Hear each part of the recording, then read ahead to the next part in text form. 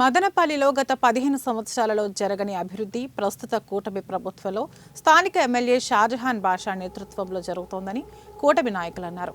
శుక్రవారం వారు మాట్లాడుతూ నియోజకవర్గ ప్రజలను మరియు కార్యకర్తలను తన సొంత మనుషుల్లా చూసే తమ నాయకుడు స్థానిక ఎమ్మెల్యేపై గత కొంతకాలంగా తప్పుడు ప్రచారం చేయడం చూస్తుంటే నియోజకవర్గ అభివృద్ధిని అడ్డుకోవడమే అని అన్నారు. జనసేన కార్యకర్తలకు నాయకులకి అలాగే తెలుగుదేశం నాయకులు కార్యకర్తలకి మరియు బీజేపీ కార్యకర్తలు నాయకులందరికీ పేరు పేరున హృదయపూర్వక నమస్కారాలు. కొన్ని రోజులుగా గౌరవ శాసనసభ్యులు షాజహాన్ బాషా గారి మీద అనేక దుష్ప్రచారాలు చేయడం జరుగుతూ ఉంది.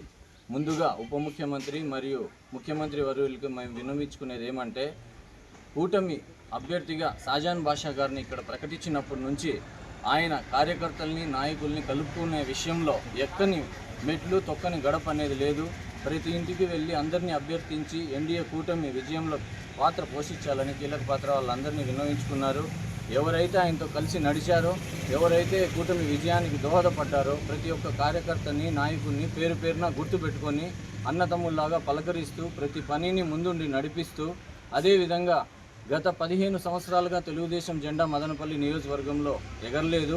ఆ ఎగిరే విషయంలో ముందుగా షాజహాన్ బాషా గారి నాయకత్వ